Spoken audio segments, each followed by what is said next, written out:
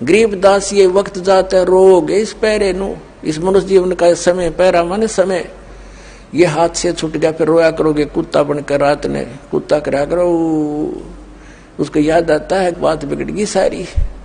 तो अब रोने से क्या बने? परमात्मा कहते हैं अच्छे दिन पीछे गए गुरु से क्या ना हेत, अब पछताएं के बने तेरी चिड़िया चुगी खेत।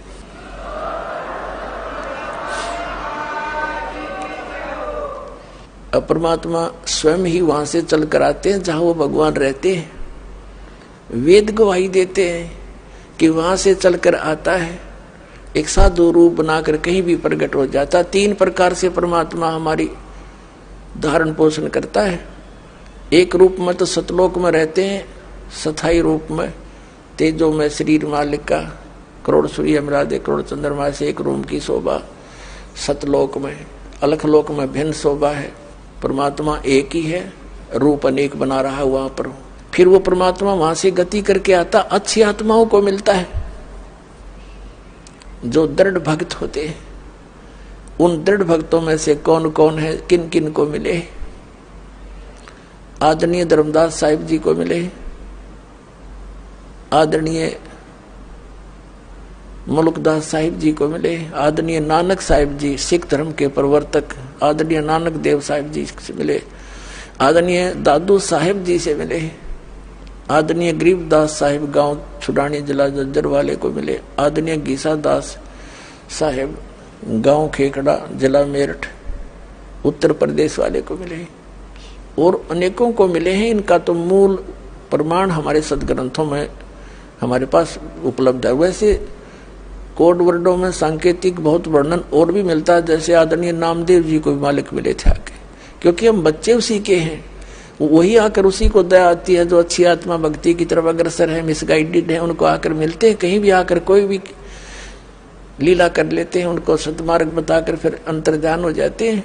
यथार्थ ज्ञान सुनने के बाद वो प्राणी उल्टा नहीं हटता थे, सारा संसार एक तरफ हो जा।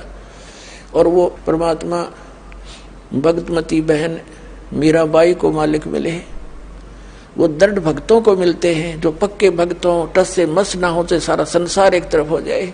अपनात्मा हमने सारा इनकम्प्लीट स्पिरिचुअल नॉलेज छोड़ रखा है, कति अधूरा सधूरा सा जिसका सिर पैर नहीं। तो इसको तत्व ज्ञान कहते हैं, जो सबको सेट करे और परिपूर्ण रूप से कथाओं को भी सही सुनाए।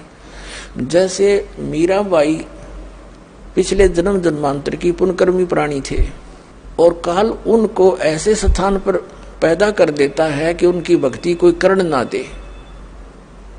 वो कैसे ठाकुरों के घर जन्म दे दिया, और राजस्थान के ठाकुर उस समय अपने आप को खुदा से नीचे नहीं मानते थे, अपनी बहन बेटियों को पर्दे में रखते थे, एक परंपरा थी उनकी।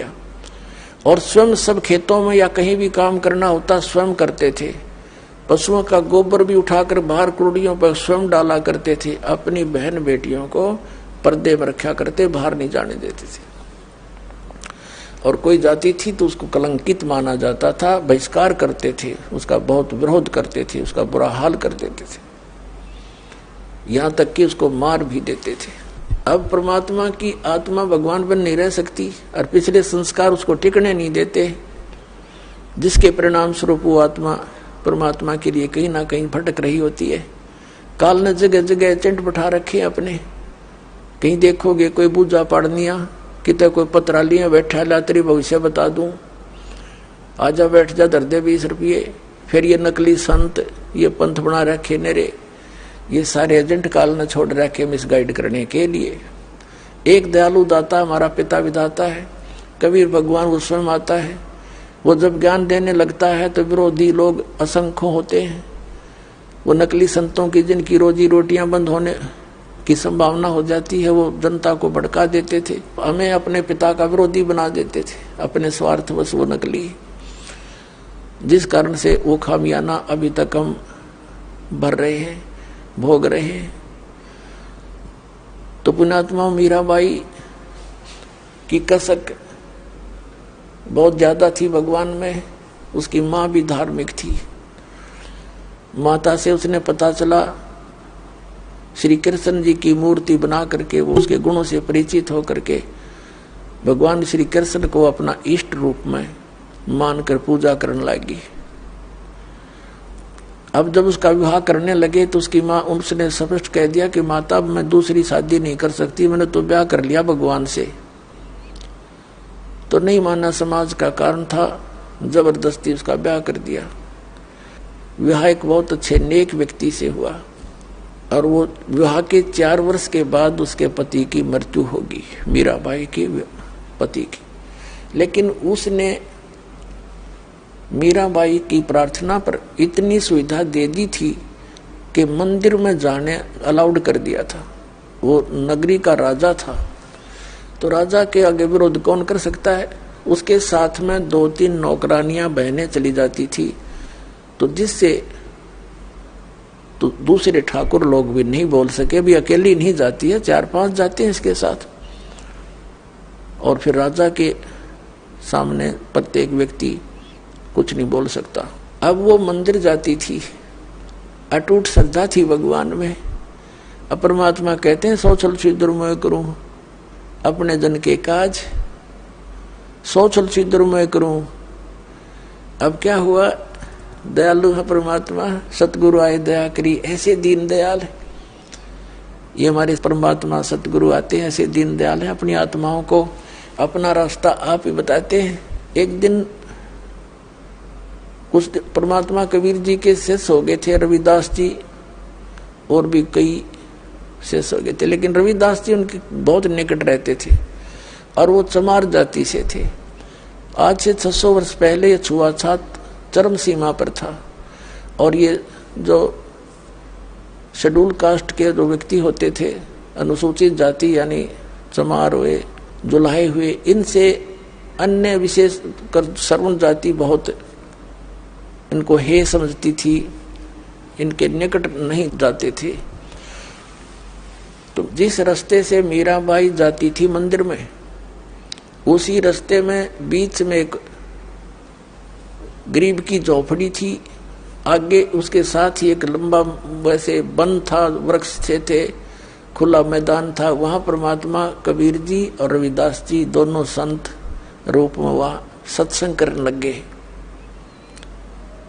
अब मीराबाई जा रही थी मंदिर में और जब देखा जाते समय कि कोई साधु संत आए हैं, लोग इकट्ठे हो रहे हैं, वापस आई 1-2 घंटा मंदिर में अपनी करके पूजा अर्चना, तो वापस देखा तो वहां सत्संग हो रहा था। मीराबाई और सखियों ने सबने मिलकर सोचा चलो 2 वचन सुनते हैं, भगवान की चर्चा हो रही है। वो बैठ गई जाके। परमात्मा तो आए इसीलिए थे, उस अपनी आत्मा को कहते हैं गोता मारूं स्वर्ग में जा बैठूं पाताल, कह कबीर ढूंढता फिर अपने हीरे मोती लाल। जैसे परमात्मा ने सबको ऐसे ही खोजा, तो मीराबाई सत्संग सुनने लगी। परमात्मा ने सत्संग वही किया जो राम और कृष्ण के बारे में वो किया करते थे। गुण तीनों की भक्ति में ये भूल पड़ो संसारे, कह कबीर निज नाम बिना कैसे उतरो पारे। 3 देव की जो करते भक्ति, इनकी कदे ना होवे मुक्ति। सारी कथा कहानी सुनाई भगवान ने। ब्रह्मा विष्णु महेश नासवान है, इनसे ऊपर कोई और परम शक्ति है, अपने को छुपा कर दाता बताया करते थे। मीराबाई को शौक लगा जैसे बिजली का झटका लगा करे, क्योंकि वो श्री कृष्ण की पुजारण थी, श्री विष्णु की पुजारण थी।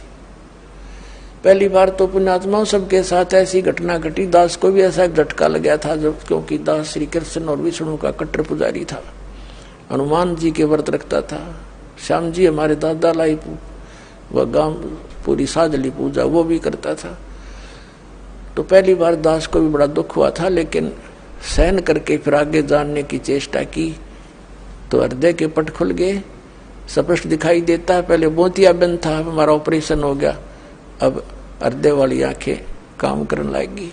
अब मीराबाई को बड़ा दुख हुआ। सत्संग के बाद कहने लगी महाराज जी आप क्या बात कह रहे हो, क्योंकि पुण्यात्मा कोई भी जो प्रसन्न भी करते हैं वो सभ्य तरीके से करते हैं। कहने लगी महाराज जी हमने तो कभी ये बात सुनी नहीं, आप जो बता रहे हो।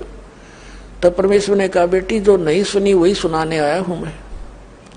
जो तुमने सुना है वो लोकवेद है, दंत कथाएं हैं। ये रामकृष्ण की आप मृत्यु होती है, तो प्रश्न किया उस देवी ने कि भगवान आप कैसे कह रहे हो। भगवान श्री कृष्ण जी ने मोरध्वज राजा के पुत्र ताम्रध्वज को आरे से चिरवा कर जीवित कर दिया, आप कैसे कह रहे हो कि वो कुछ नहीं कर सकते। परमात्मा ने कहा बेटा मैं ये नहीं कह रहा कुछ नहीं कर सकते, पर ये तुम्हें मुक्ति नहीं दे सकते। फिर इनकी सामर्थ्य देख लो। मोरध्वज राजा का लड़का तो श्री कृष्ण ने जाके जीवित कर दिया क्योंकि उसके सांस शेष थे, उसकी आयु शेष थी, इतना ये कर सकते हैं। ये तो एक जादूगर कर देता है, छोटे मोटे साधु संत कर देते हैं। लेकिन श्री कृष्ण जी जब कहाँ गई थी उनका वो सामर्थ्य, जब उनका सगा भांजा अभिमन्यु महाभारत के युद्ध में चक्रव्यूह में मारा गया था। सुभद्रा का पुत्र जो श्री कृष्ण की बहन थी सुभद्रा, श्री कृष्ण रो रहा था, 500 पांडव रो रहे थे, उनका कुल नाश हो रहा था, तो क्यों नहीं जीवित किया श्री कृष्ण जी ने अभिमन्यु को। अब सुन होगी। फिर पूछा उसने जी कारण क्या था कि बेटी अभिमन्यु का प्रारब्ध इतना था, उसकी आयु शेष नहीं थी और ताम्रध्वज की आयु शेष थी। उसने जाके दिखा दिया ड्रामा। तो सेम गिवा एकदम, क्योंकि मालिक के जो ज्ञान है ये सटीक उदाहरण है। वह घर चली गई तो कहने लगी जी, फिर उसने कहा परमात्मा से, फिर दूसरा प्रश्न किया कि मुझे भगवान कृष्ण साक्षात दर्शन देते हैं, मैं उनसे बातें भी करती हूँ। परमात्मा ने कहा बेटी तू अपने कृष्ण जी तो पूछ लिए, ये देवता है, ये झूठ नहीं बोला करते, सच्ची बताऊंगे तेरे को। अब उसने तो रात में नींद आई नहीं, बहुत कसक होगी, तो उनको जैसा भी वो समय कभी प्रकट हुए श्री कृष्ण जी से पूछा भगवान आप तो सतोगुण भगवान हैं, आप तो झूठ बोला ही नहीं करते, मैंने ऐसे ऐसे संतों का सत्संग सुना है, मेरा बात जची नहीं उनकी, क्या आपसे भी कोई ऊपर शक्ति है। तो श्री कृष्ण जी ने कहा मीरा वो शक्ति है, लेकिन वो हमने भी ना मिली, उसकी ट्राई करने की कोई यूज नहीं, हमने खूब सिर पटक लिया, उसका कोई अता पता नहीं लगता। अब वो उसको तो बड़ा झटका लगा कि वो संत कहते हम उनको दिखा दें और उसका नाम दें, उसकी प्राप्ति करा दें। श्री कृष्ण जी ने इतना मान लिया कि वो है अवश्य। तो वह रात को नींद नहीं आया उस बेटी को। अगले दिन फिर पहुंच गई सत्संग में, वहीं बैठ गई। फिर सारी 2-3 दिन लगातार मालिक सत्संग करते रहे, फिर चले गए। हाँ फिर क्या हुआ, मीराबाई को प्रेरणा हुई कि भगवान मुझे उपदेश दे दो। परमात्मा ने कहा बेटा पहला काम है इस भक्ति मार्ग का प्रथम कदम गुरु होना चाहिए, सतगुरु हो, सच्चा ज्ञान वाला हो। तो मीराबाई ने कहा भगवान दीक्षा दे दो। अब परमात्मा ये देखना चाहते थे, या ठाकुरों की लड़की, इसमें भगवान की कितनी चाह है। ये परमात्मा को प्रमुख मानती है या समाज को, लोक लाज को। परमात्मा ने पता था कि वो दीक्षा मांगेगी, इतना ज्ञान सुने बाद तो पुण्यात्मा का कलेजा हिल जाता है। रविदास जी से कह दिया कि तू मीराबाई को नाम दे दिए, प्रथम मंत्र मैंने तुझे बताया, केवल इस को देना, आगे तेरे को आदेश भी नहीं है, और मैं तेरे पास भेजूंगा जब यह दीक्षा लेना आवेगी, और तू इसकी परीक्षा लेना, तब देना इसको नाम। अब वह लड़की ने प्रार्थना की, परमात्मा ने कहा बेटी जा उसके पास, वो बैठा महात्मा, वो देंगे तुझे दीक्षा। वो तो गई वहां पर जहां संकेत मिल गया, जाकर बैठ गई, एक महाराज जी नाम दे दो, दीक्षा दे दो। रविदास जी कहने लगा बेटी बहन मैं हूं चमार जाति का और तू है ठाकरा की बेटी, गुरु से नाम लेने के बाद जब तूने लोग जाके यूं कहेंगे तूने किससे नाम ले लिया है, चमार पर नाम ले लिया, इज्जत का नाश हो गया, और जब तेरे मन में दोष आ गया भक्ति खत्म हो जाएगी तेरी, और लोग तेरी बेइज्जती बहुत करेंगे बेटी, तो कोई और देख ले अपना गुरु। तो मीराबाई ने कहा कि महाराज जी मैं आपकी बेटी, आप मेरे पिता, बाढ़ में जाए संसार, मैंने नाम दे दो, मैं पीछा छुटवाना चाहती हूँ। तो रविदास जी ने दीक्षा दे दी।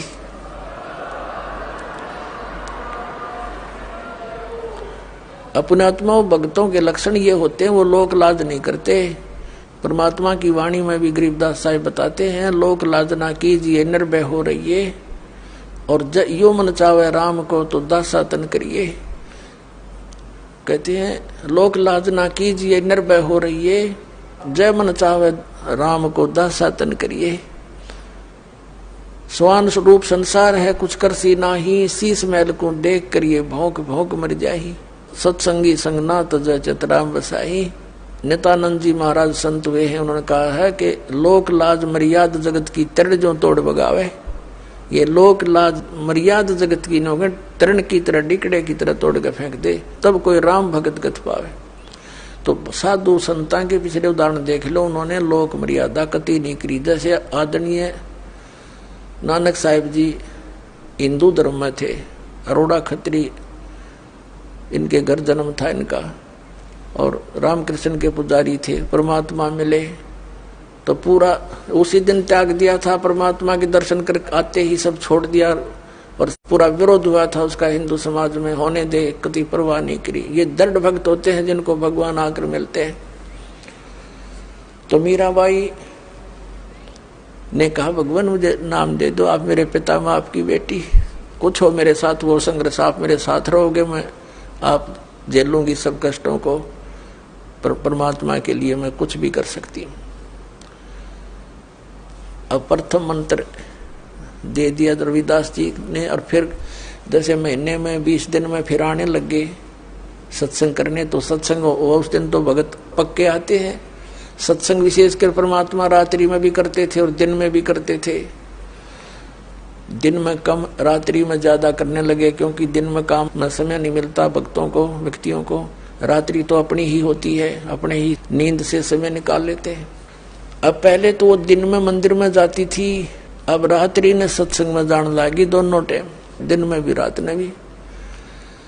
अब पहले तो उसका पति था, उसको साथ देता था, कोई बोलने वाला नहीं था। अब उसकी मृत्यु के बाद उसका देवर बन गया वहां का उस नगरी का राजा। उसने मीराबाई को बहुत समझाया कि तू अब मत जाया कर, पहले तो तेरा पति था, अब लोग पता नहीं क्या क्या बात बनाते हैं, हमारी इज्जत का नाश कर देगी तू। उसने कोई परवाह नहीं करी थी, मंदिर में जाती रही। और फिर लागी और रात ने सत्संग में जान। इस बात का उसके देवर ने घना मलाल हो गया, घना दुख मान लिया कि इसको तो मार दे तो अच्छा है, और इसने तो इज्जत का नाश कर दिया। तो क्या किया उसने, क्या किया, एक दिन अपने पुत्र का जन्मदिन रख दिया, रिश्तेदार आए हुए थे, और एक किसी सपेरे से कहा कि ऐसा विषधर ला दे, ऐसा विषयर ला दे सर्प के डंक मारते मर जाए आदमी। उसने वैसा ही ला दिया, राजा का हुक्म था, और एक डिब्बे में बंद करके ऊपर लिख दिया 9 लखा हार। राजा ने एक बांदी से कहा, नौकरानी से, जाओ मीरा को दे दे, ये हार गले में पैर लेगी, सुंदर कपड़े पहन लेगी, रिश्तेदार आवेंगे। और ऐसे, क्योंकि वो तो ऐसी रहती थी बेचारी, उसने तो ना उड़ने पैरने की कोई परवाह नहीं रही थी, भगवान में कसक गनी लगी थी। तो उसने कहा कि ठीक से कपड़े पहन लेना, मेरी बेइज्जती ना करवाना, रिश्तेदार ने कहेंगे भाई रहा नहीं उसकी पत्नी को कैसे रखता है, और ये हार पहन लेगी। उसने सोचा था न्यू कि सर्प डस कर मर जाएगी, सर्प देगा डस, सारे रिश्तेदार होंगे, सब गवाह हो जाएंगे, एक सांप लड़ गया, भाई हम भी वहीं थे, इसलिए मृत्यु होगी उसकी। इसने चाल तैयार चाली थी। अब वो नौकरानी ने तो जाकर दे दिया केले, मीरा भाई राजा ने बताया है इसमें एक हार है बहुत कीमती, इसको पहन लेना, और सुंदर कपड़े पहन ले, आज उनका लड़के का जन्मदिन है, दूर दूर के रिश्तेदार आए हुए। मीरा भाई बोली रख दे बेबे, पहन लूंगी। नानू का हिब्बा पहन ले, अकमा पहन लूंगी, तू जा। वह चली गई। अब उसने खोला कि ना पहरूंगी तो यूं दुखी करेगा, इन बातों में तो कोई खास आंट भी नहीं मेरा भक्ति की, मेरे लिए तो माटी है, यू हार है, जो कुछ भी है, लेकिन यू बकवादी आदमी दुखी करेगा। तो उसने अपना धोए दाए कपड़े पहन के वो हार गले में पहन के बैठ गई कि जब वहां जाएंगे इकट्ठे में चली जाऊंगी, जहां इकट्ठा होना है पार्टी में। अब 5-7 मिनट के बाद वो आया। वो तो ये देखने आया था कि मर्गी होगी, वाई वाह के कह दो सांप लड़ गया, सांप लड़ गया, ये रहा भागियो भागियो। अब उसने जाकर देखा कि वो मीराबाई गले में सुंदर हार पहने बैठी। तो कहने लगा कि ये हार कहाँ से लाई? तो उल्टा मैं जानता था तू रातों जाती है, यही कर्म करने जाती है। वो कहने लगी जी आप भी मुझे जीने देते ना मरने देते, आप ही ने तभी भेजा था और देख मुझे ही कलंकित कर रहे हो। तो वो कहता मैंने कहाँ भेजा था कि ये डिब्बे में ये बांधी नौकरानी कर गई थी। वो डिब्बा देखा कि इसमें क्या था, कि इसमें ये हार था।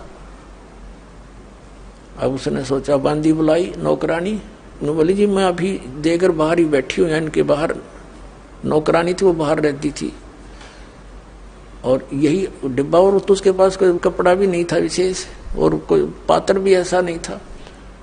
अब उसने सोचा भाई बड़ी, उसने सोचा सपेरा जादू कर गया मेरी खातिर, वह ना जच्ची उसके, कोई और जादू जंत्र का दे गया होगा। तो जब तो वह बच गई। एक दिन उसने क्या किया कि एक विष मंगवाया, विष डालकर एक प्याले से, उन्हें सोचा या मरती नहीं, मानती नहीं, इसने इज्जत का नाश कर दिया, जिसको जहर से मार देते हैं। उसको कहा विष, साथ गया तलवार लेकर कि ये जहर पी ले, ये विष है इसके अंदर, या तो इसको पी लेना तेरी गर्दन काटूंगा। तलवार लेकर खड़ा हो गया। मीराबाई ने सोचा मारना तो इसने है ही, तलवार से तो दर्द होगा, विष पे लेती हूँ आराम से मर जाऊंगी। करके मालिक को याद और विष पीगी सारा। और वो देखा खड़ा खड़ा नौका नो चेहरा, आध घंटे तक बाट देखी दुश्मन ने, वो मरी नहीं, वापस आ गया या वासा होकर। तो परमात्मा कहते हैं मीराबाई को मारन लागे जहर का प्याला प्यारे, पीवत ही अमृत हो लाग्या, हो गया सर्द ही यारे।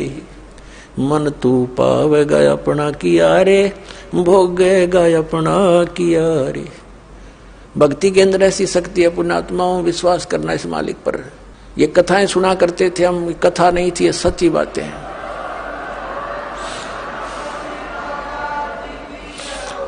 कहा तो विष ने मारना था, कहते हैं पीवत ही अमृत हो गया और हो गया सर्द ही यारे। कहा तो विष ने बेचैनी पैदा करनी थी और कहते हैं ठंडक सी होगी उस बेटी की अंतःकरण में। अब उसने सोचा भाई ना तो या मारे तो मरती उसके देवर ने, अब इसका के इलाज करो, इसने तो हमारा बट्ठा बैठा दिया इज्जत का। उसने उसकी माँ बुला ली मीराबाई की, उससे कहा कि मौसी तू समझा दे इसने। और माँ की बात बेटी मान लिया करती है। तो माँ ने बहुत समझाया, बेटी देख इधर उधर जाती है, हमारी तकरार होती है, तू अपनी भक्ति यहाँ कर ले। और वहां 100 प्रकार से उसने जैसे तैसे माँ बेटी को समझाती है, अपने सारे जंतर मंत्र कर दिए पर वह ना मानी। फिर यहाँ तक कहा कि बेटी हम ठाकुर, और वो चमार जिस तो तू नाम ले आई, इसमें भी हमारी बेइज्जती का मामला है बेटा, तू मत जाया कर वहां। तो माता और बेटी का फिर क्या एक कवि के द्वारा बना गया शब्द सुनाते हैं। सत्संग में जाना मीरा छोड़ दे, सत्संग में जाना मीरा, आए मारी लोग करें तकरार, सत्संग में जाना मीरा छोड़ दे। आए मारी लोग करें तकरार, सत्संग में जाना मीरा छोड़ दे। सत्संग में जाना मीरा छोड़ दे, हाय मारी लोग करें तकरार, सत्संग में जाना मीरा छोड़ दे। सत्संग में जाना मेरा ना छूटेरी, सत्संग में जाना मेरा ना छूटेरी। हारी चाहे जड़ के मरो संसार, सत्संग में जाना मेरा। हारी चाहे जल के मरो संसार, सत्संग में जाना मेरा। थारे सत्संग के राह में है, थारे सत्संग के राह में है। आए वहाँ पर रहते हैं काले नाग, कोई कोई नाग तन डस लेवे। आए वहाँ पर रहते हैं काले नाग, कोई कोई नाग तन डस लेवे। जब गुरु जी की मेरे फेरी, जब गुरुओं की मेरे फेरी। आरी व तो सर पे गंडे वे बने जाव, सत्संग में जाना मेरा ना छूटेरी। हारी व तो सर पे गंडे वे बने जाव, सत्संग में जाना मेरा।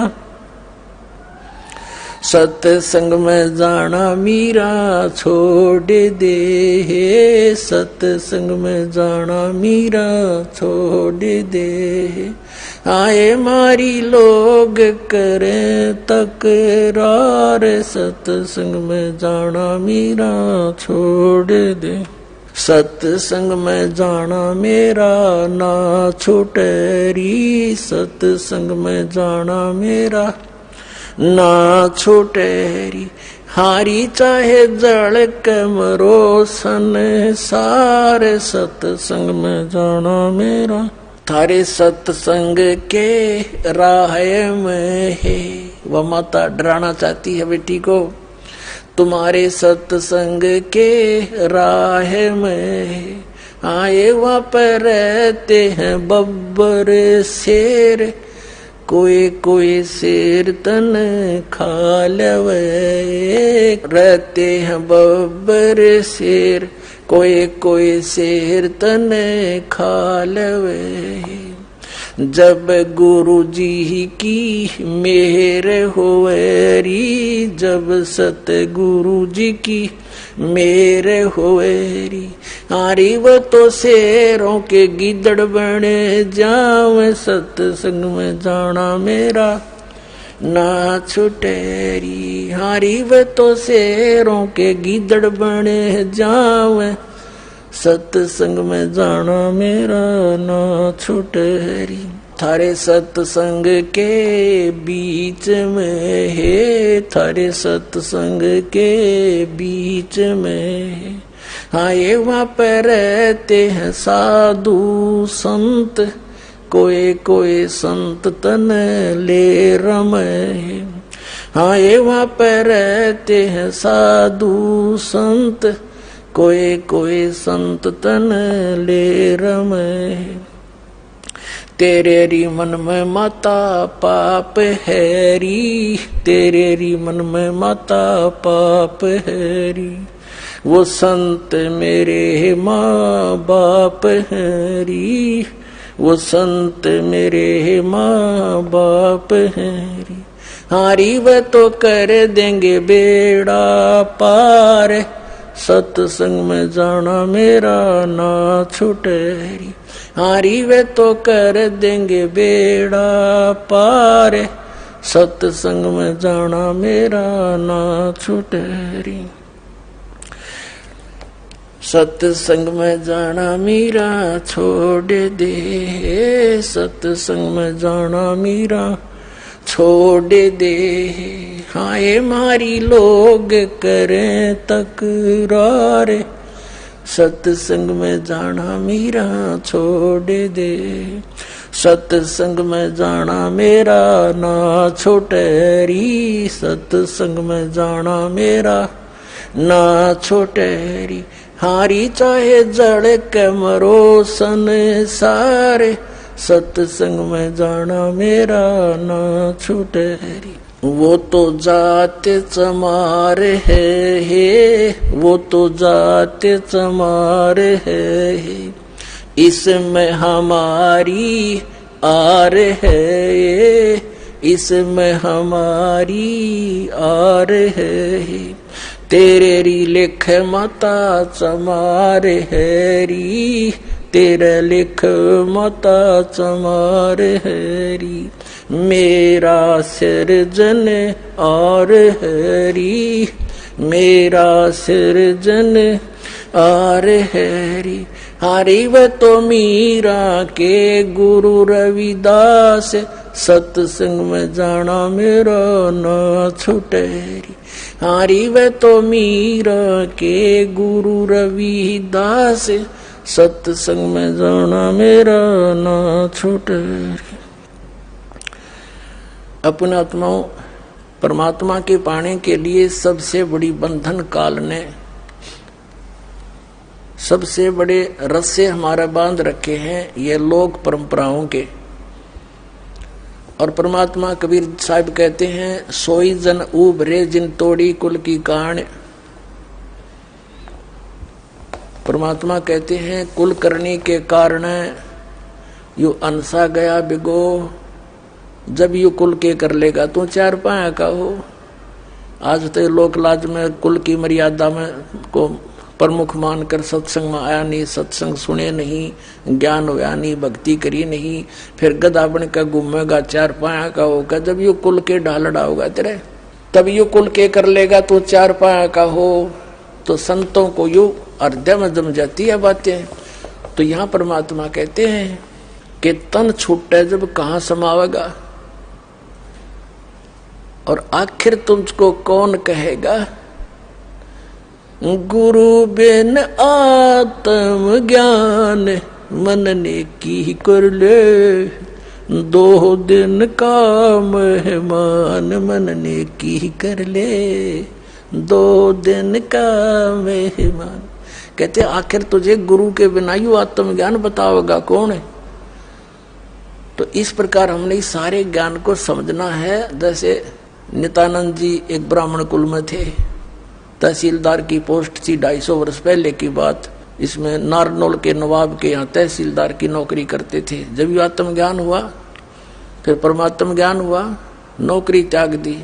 पत्नी थी वो विरोध गणा करा करती, परमात्मा की ऐसी रजा हुई, उसकी मृत्यु होगी और वैराग बन गया। जब इस ज्ञान से परिचित हुआ तब कहा था ब्राह्मण कुल में जन्म था। पहले तो 250 वर्ष पहले ब्राह्मण के घर जन्म होना ही एक बहुत बड़ी महान माना करते थे। और फिर तहसीलदार की पोस्ट, आज तो मंत्री की को ना इतनी कीमत जितनी उस समय तहसीलदार की होती थी। और दोनों को बद के गढ़ भगवान से दूर कर, कहते हैं कबीर साहब कहते हैं, सुख के माथे पत्थर पड़ो जिसते नाम हर देते जा, और बलिहारी उस दुख के जो पल पल नाम रटावे। परमात्मा कबीर जी कहते हैं आग लगो ऐसे सुख के जो भगवान से दूर करे। हे परमात्मा ऐसा दुख भी दिए रखना, तेरी याद बनी रहे। तो नित्यानंद ने कहा था जब वो ये ज्ञान हो गया, जब कहते हैं ब्राह्मण कुल में जन्म था मैं करता बहुत मरोड़, और गुरु गुमानी दास ने दिया कुबद गढ़ तोड़े। संत मिले उनको गुमानी दास नाम के, कहते कुबद का गढ़ तोड़ दिया। मान बढ़ाई है, ऊंची नीची जाति वाला अभिमान भेदभाव, कहते ये कुबद का गढ़ संत बिना नहीं टूटे। तो परमात्मा के बच्चे जो होते हैं उन्हीं को मिलते हैं जो दृढ़ होते हैं। मीराबाई दृढ़ भगत थी, सारा संसार एक तरफ।